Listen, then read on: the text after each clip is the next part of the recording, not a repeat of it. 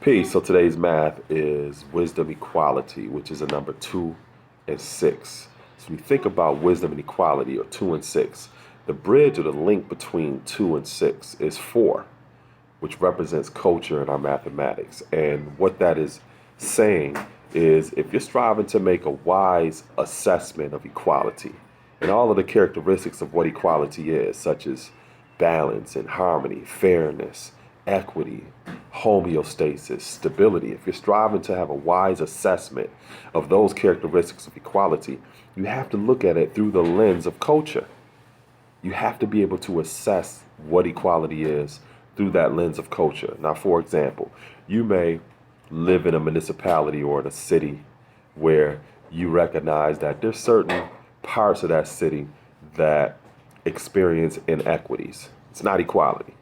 You may see that they don't have equal access to public goods and services. If you live in a location where it snows, you may find out that they don't get access to snow plowing and street clearing and other different things like other different communities do. And when you look at it through that lens of culture, you may find out like, this is a community where a high percentage of the residents are not homeowners. You have housing complexes here. You have people who actually rent, which means you have people who live more of a transitory lifestyle. And they're not as invested in terms of creating taxpayer revenue as homeowners, which also means you may not have representation in terms of a block club in this particular community, which interfaces or engages local government for what they need in their community.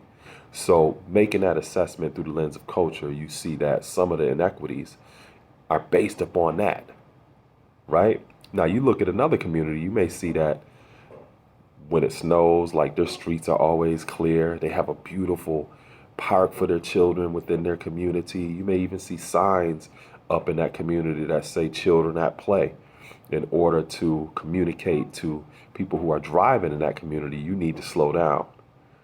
So you may see other different things, and when you do an assessment of that community, you may find out that a high percentage or the majority of the people who live in that community are homeowners. And they also have a block club.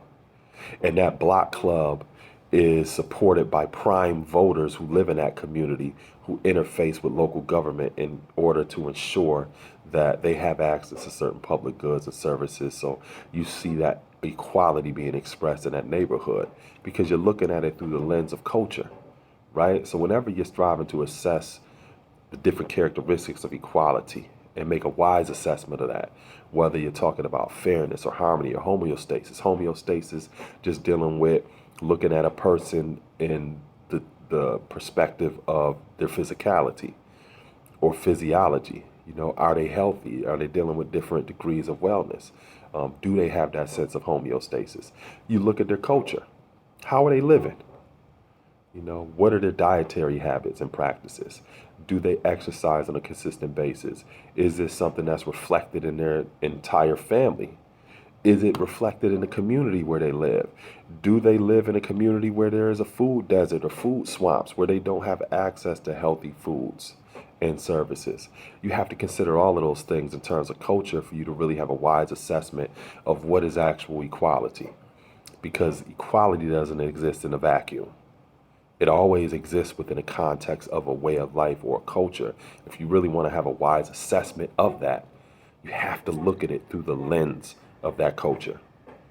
So I will, this was inspiring, it was empowering, it was educational, and just gave those of you some insight into a practical application of today's mathematics. Peace.